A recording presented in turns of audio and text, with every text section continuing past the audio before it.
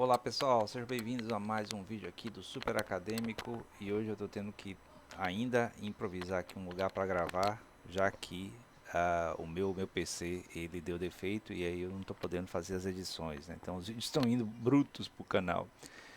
Então, mas os conteúdos estão aqui ainda, né? A gente vai continuar com os conteúdos e hoje temos aqui mais um episódio aqui da playlist Antropologia Cultural do Luiz Gonzaga de Mello, hoje com o episódio 23, falando sobre religião. É o capítulo 15 do livro, certo? Antes de começar, não esqueça de se inscrever no canal, se não está inscrito, né? Comentar, compartilhar, dar o like especial que valeu. Seja membro do canal, né? Só clicar em seja membro, ajude o canal também sendo membro. Apenas R$ 8 por mês, se você ajuda o canal diretamente pelo YouTube. Ou ainda sendo um apoiador do canal, né, que é no Apoia-se. Você pode ser um apoiador com qualquer valor, aí pode ser menos, pode ser mais.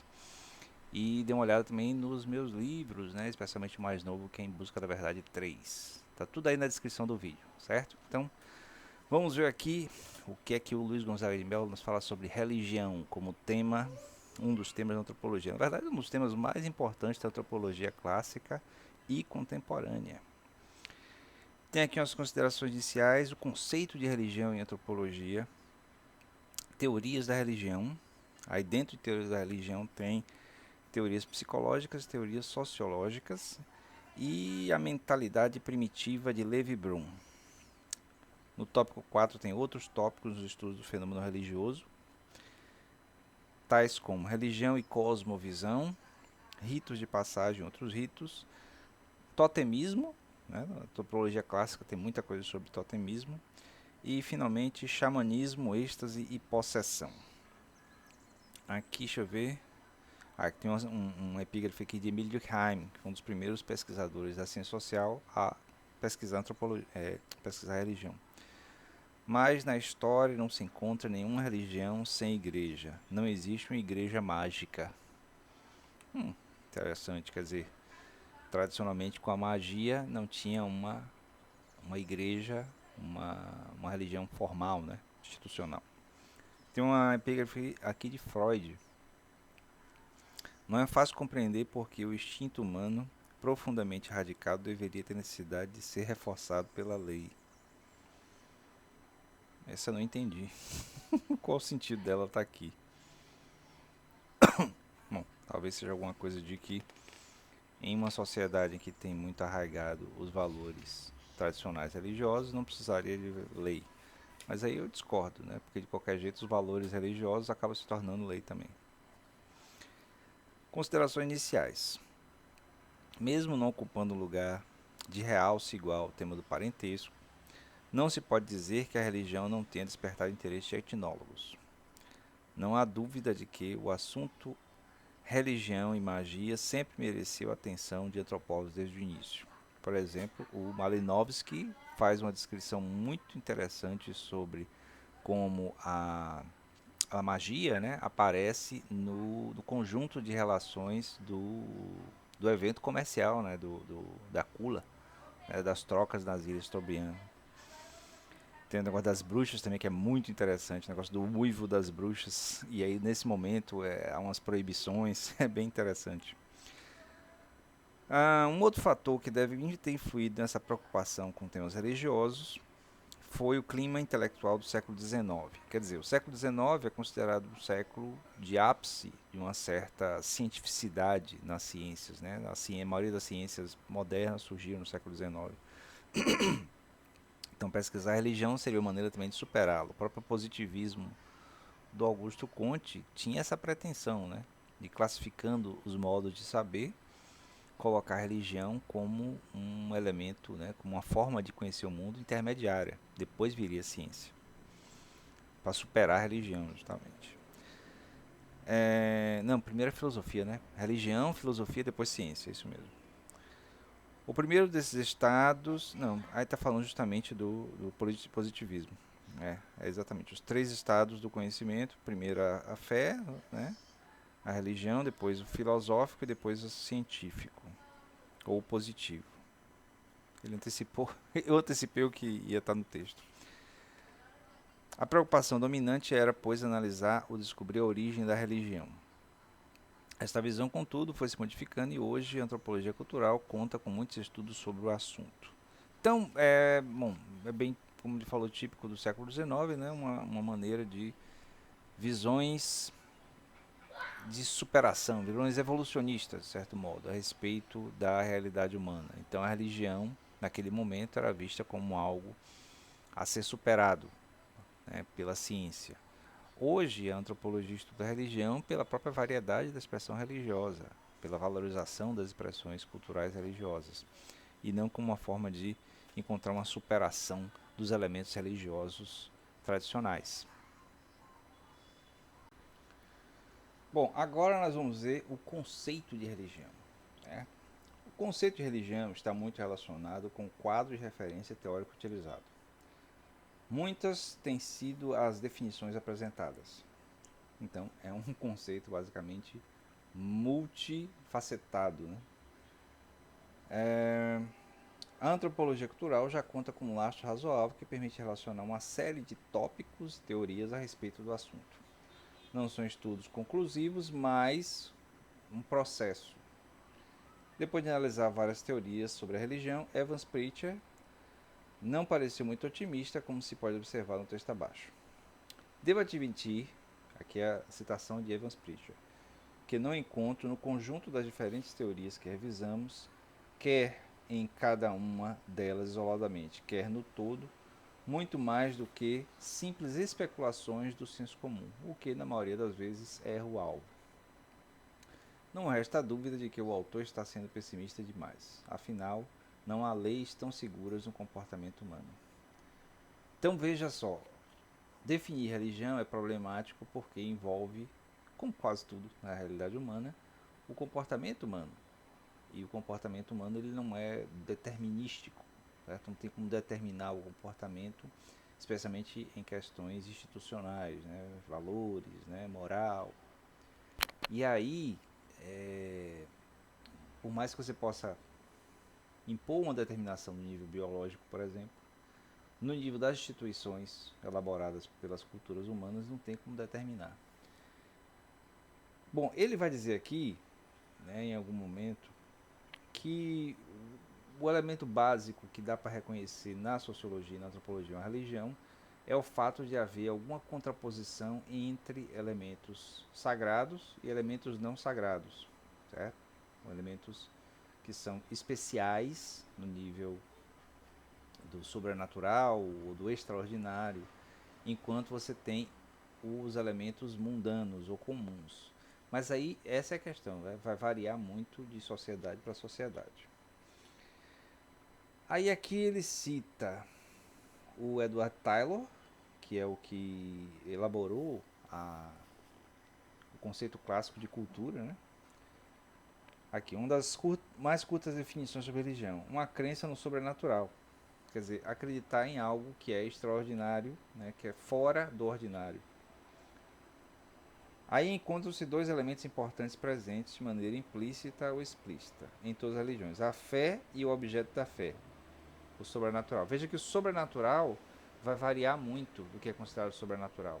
Então, por exemplo, para a gente, sobrenatural seria alguma coisa que acontece que não pode ser explicado, muito baseado na nossa cultura científica. Mas, por exemplo, né, para uma. Bom, hoje em dia talvez não tenha uma cultura isolada que possa ver, por exemplo, uma máquina voadora ou um automóvel, ou um computador, alguma coisa assim, e ser considerado como algo sobrenatural, algo que é fora do ordinário.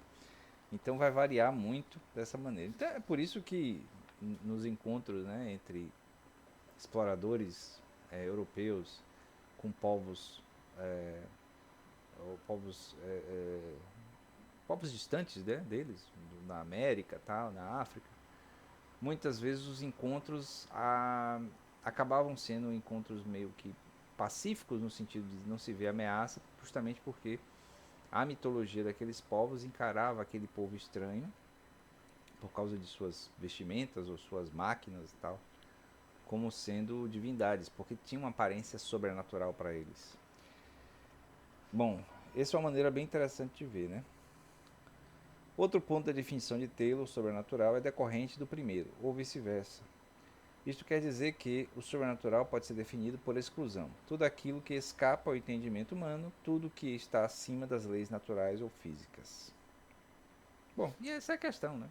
Então, por exemplo, eu, que não tenho religião, né, me considero ateu, não tenho nenhum tipo de vínculo com nada místico e sobrenatural. Se eu ver, se eu testemunhar alguma coisa que é fora do comum, eu provavelmente vou racionalizar de um jeito que eu possa encaixar no meu entendimento do mundo, mesmo que eu não possa explicar naquele momento. É uma coisa que eu não posso explicar ainda, certo? Enquanto que uma pessoa vinculada a alguma religião, ela vai ver naquilo ali justamente a presença da divindade, a presença do sobrenatural, sendo que é o mesmo evento, certo? A mesma situação. Bom, aí vai falar aqui da relação entre profano e o sagrado, como eu falei, né, que é uma separação feita pelo Durkheim, no seu As Formas Elementares da Vida Religiosa, que é o livro clássico da sociologia e da antropologia sobre religião. A divisão do mundo em dois domínios que compreende um, tudo que é sagrado, e o outro, tudo que é profano. É o caráter distintivo do pensamento religioso. As crenças, os mitos, os gnomas, as lendas são representações, ou sistemas de representação que exprimem a natureza das coisas sacras, né? Sacras e sagradas, as virtudes e os poderes a eles atribuídos. É por isso que toda religião tem sempre um conjunto de regras em relação ao que é sagrado, né? Então, sei lá, o sábado é sagrado para os adventistas. Então, é um dia que tem que ser preservado apenas para a contemplação, a meditação. Não pode ser feito nenhum tipo de trabalho, atividade. Então, é uma proibição, né? Uma proibição de trabalhar naquele dia. Do mesmo jeito que não comer carne de porco, acho que é os muçulmanos, né, que não comem carne de porco. Então, essa proibição é porque é um alimento um alimento de origem profana, ou a proibição dos hindus em relação às vacas, né, que é uma proibição que eu não compreendo direito como é que funciona, mas é uma sacralização do animal, de modo que ele não pode ser agredido, não pode ser morto e tal. Então tudo isso aí revela essa relação entre o sagrado e o profano. Acho que sobre definição acho que é suficiente, né, para ficar claro. Teorias da religião, teorias psicológicas. São as chamadas aquelas teorias que de alguma forma procuram explicar o fenômeno religioso a partir dos sentimentos. Essas teorias têm em geral um caráter intelectualista e sofrem a influência da psicologia. Para usar a expressão de Evans Pritchard, figuram na relação apresentada das teorias psicológicas apresentadas por este autor, entre outras os seguintes: a escola do mito natural da tradição alemã, a crença em fantasma de Spencer, o animismo de Edward Tylor, a teoria da magia de Fraser e o animatismo de Marret e contribuição de Lowe. Então, essas escolas aqui, elas estudam a religião por um viés psicológico, né, de como os indivíduos são atingidos na sua relação com o sagrado. Então, por mais que seja uma instituição social, né, caráter social, é estudado por essa linha do ponto de vista da apreensão do indivíduo. As teorias sociológicas. Essas são as teorias. A essas teorias não se dará aqui muito espaço. Não que não sejam poucas, já que lhes foi dado muito espaço, principalmente na teoria de Durkheim. As principais teorias sociológicas da religião são a de Fustel, de Coulanges, de Smith e a de Durkheim, e seus seguidores Marcel Mauss e Radcliffe Brown. O que caracteriza essas teorias é a fundamentação da explicação a respeito do fenômeno religioso. Este é apresentado como fenômeno social e não fenômeno psicológico. Então, bom, é meio que evidente, né? A ideia da expressão religiosa como uma representação social faz com que os indivíduos sejam absorvidos nas suas condutas. Então a ênfase aqui está no aspecto social da religião, né? Tanto que as formas elementares da vida religiosa, Durkheim fala que meio que como conclusivamente. Você pode discordar, é claro, se quiser. Pode colocar aí nos comentários, né, se você concorda ou discorda com essa visão. Mas o sagrado, na visão de Durkheim, no final das contas do livro dele, o sagrado advém do próprio social. Então, é o social que é o sagrado, que é justamente a coletividade que se junta, né, que se religa. Daí vem a palavra religião, né? Essa religação com o sagrado, segundo Durkheim, segundo essa visão sociológica, tem um aspecto de vínculo com o social, né, com o coletivo. Assim, eu tento a concordar, certo? A minha experiência com pesquisa sobre religião dá para ver muito mais a importância do vínculo social do que esse vínculo individual com o sagrado, certo? Então, se religiões ao estilo mais do Max Weber, por exemplo, religiões protestantes, deveriam criar um vínculo moral de conduta do indivíduo, né, que dá a base da ética protestante, o espírito do capitalismo dele, eu vejo muito mais uma conexão das pessoas com o coletivo, com aquela coletividade ligada àquele sagrado. Né? Daí a força que tem as religiões nos processos políticos, eleitorais, econômicos, porque há um vínculo muito forte das pessoas com aquela coletividade. Certo? Bom, aí é a minha interpretação. Tem aqui um comentário sobre a mentalidade primitiva, certo? Então, é muito um pouco do etnocentrismo relacionado com os estudos sobre religião. Que assim, eu não vejo como mentalidade primitiva o apego à religião. Muitas pessoas veem, certo? Apesar de eu ser ateu, eu não vejo a religião como uma expressão de mentalidade primitiva. Eu vejo como um vínculo de necessidade que as pessoas têm de pertencer a algo maior do que elas. Certo? Esse vínculo pode ser de várias maneiras. Né?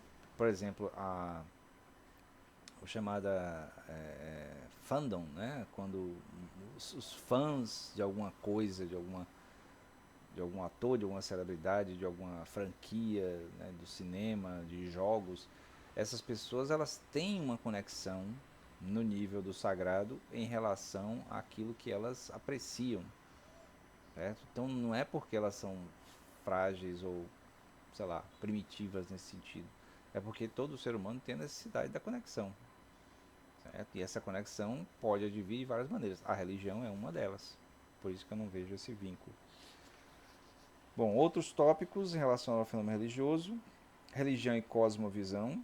Então, todas as religiões, né? Todas as religiões, sem exceção, a não ser que se crie uma que não tem esse propósito. Mas toda religião apresenta uma cosmovisão, né? Uma visão do mundo, certo? A origem das coisas, o sentido das coisas. Então é por isso que a religião tem um apelo muito, muito forte para a mentalidade das pessoas, né? Para a vida das pessoas, porque dá sentido de uma maneira relativamente simples. Como a gente já falou em outros vídeos aqui no canal, muitas vezes a própria ciência tem um aspecto meio mítico religioso por causa da maneira como é apresentada como narrativa sobre a realidade. Certo? Então, lendo, por exemplo, os livros do Stephen Hawking, né, essa física quântica tal, junto com o astronômico, é uma cosmovisão. É uma cosmovisão que tenta se apartar dos elementos religiosos, mas a própria modelo de narrativa acaba atendendo um pouco essa necessidade das pessoas de ter algo que vai além dela mesma. Então, reconhecer essa conexão, né, é bem interessante e cria essa ideia de pertença ao cosmos, né, pertença ao universo. Ritos de passagem de outros ritos. Então, um dos estudos muito, muito assim, presentes na antropologia clássica e contemporânea também é a ideia dos rituais que existem nas sociedades, nas culturas. E esses ritos, principalmente os ritos de passagem, estão muito ligados a elementos religiosos. Então, por exemplo, nós trabalhamos aqui na playlist de antropologia um vídeo exclusivo sobre o livro Quarupi, do professor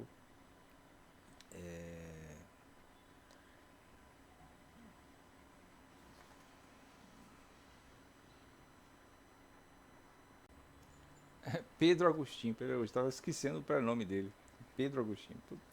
Então, nesse livro que a gente já trabalhou aqui, veja aí na playlist de antropologia, tem uma, uma síntese, né, desse livro, Quarupi. O Quarupi é um ritual funerário, basicamente. Tem vínculo religioso, já que há a crença daquele povo, né, do pessoal do Xingu, o povo do Xingu, de que a tora de madeira que é usada para representar a pessoa morta, ela recebe, digamos assim, de volta a vida que era da pessoa que morreu. E aí, durante o ritual, essa pessoa partilha novamente da festividade com aquelas pessoas e depois ela volta para o mundo dos espíritos, certo? Então é um ritual religioso. Mas também ele compõe o ritual de passagem em vários tipos, de vários tipos. Então é um ritual de luto, né, das pessoas que perderam um ente querido, de poder rever ou reviver, né, reconviver com a pessoa que foi perdida.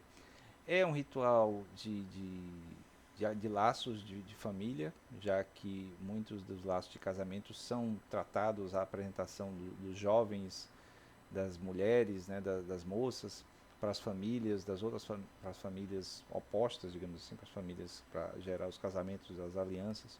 Acontece durante o Quarupi. Então, há a passagem dos jovens durante as lutas para demonstrar sua virilidade. Então, tem uma série de vínculos relacionados com um ritual que é basicamente religioso, mas tem outros tipos de ritos envolvidos. E aí vale para qualquer cultura, certo? Então, o jovem católico que é batizado quando bebê, aí tem a primeira comunhão, né, quase na adolescência, lá com seus 10, 12 anos. Depois lá na adolescência já com um pouco mais, não sei quanto, 13, 14, faz crisma, né? Então tudo isso aí são rituais que servem para afirmar a conexão com aquele sagrado.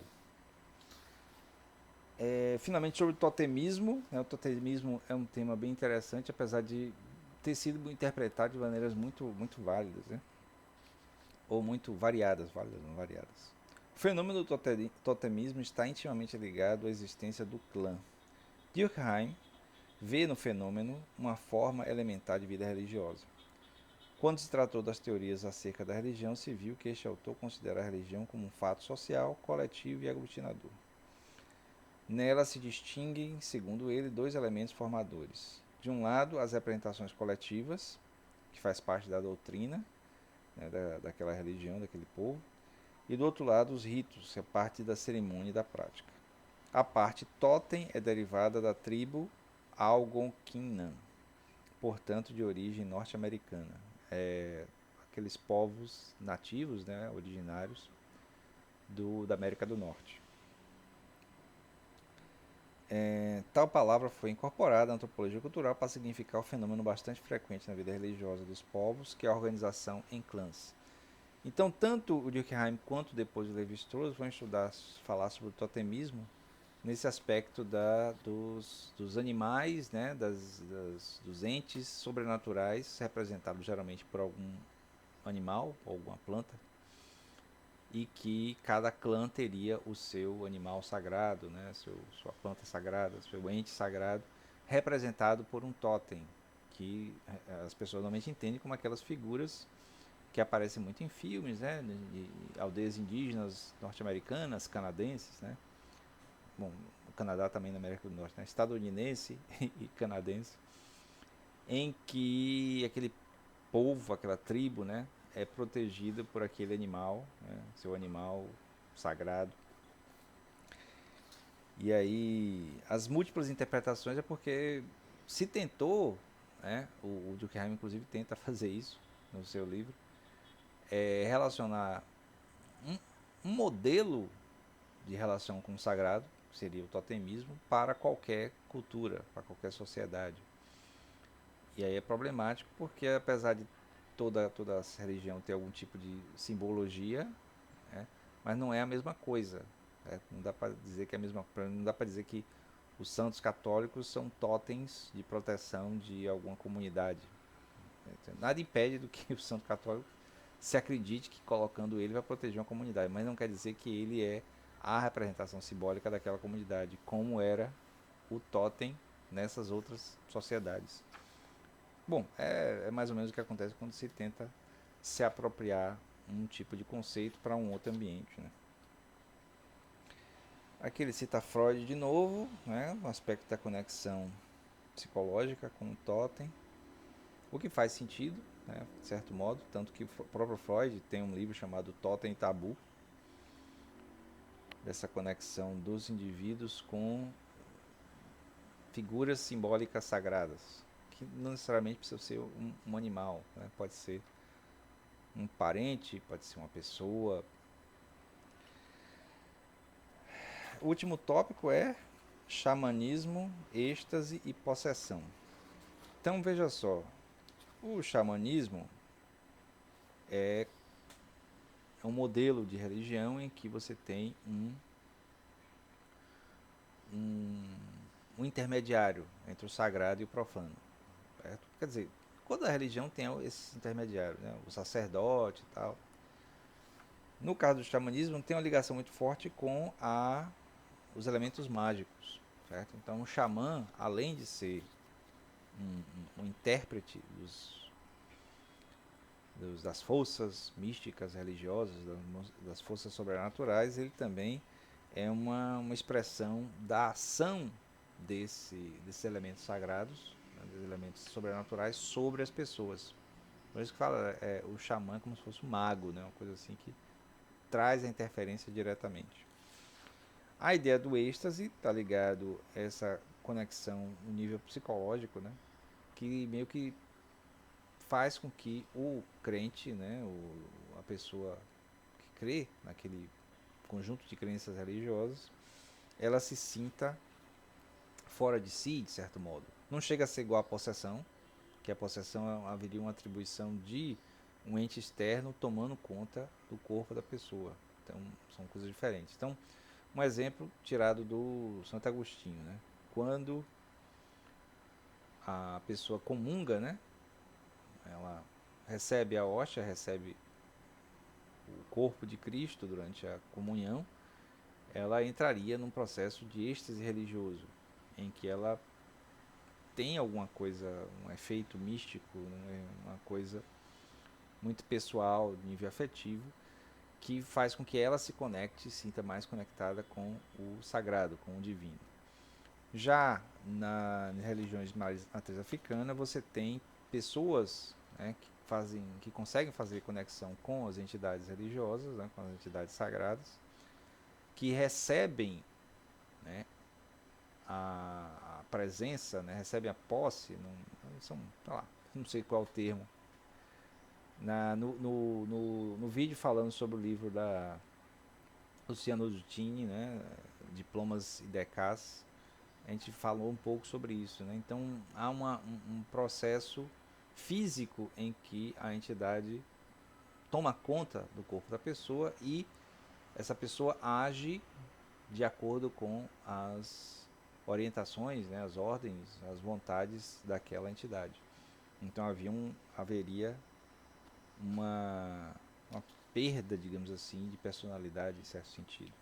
Tanto assim, essas coisas quando ocorrem, né, é meio extraordinário, principalmente para quem é de fora, justamente porque as pessoas possuídas nesse sentido, né, as pessoas que estão recebendo as entidades, têm um comportamento totalmente diferente, né? Elas bebem bebida alcoólica e quando voltam assim não estão alcoolizadas. Então é uma coisa extraordinária, porque tem essa capacidade de se deslocar, né, da realidade dela para a realidade da entidade sobrenatural. Né?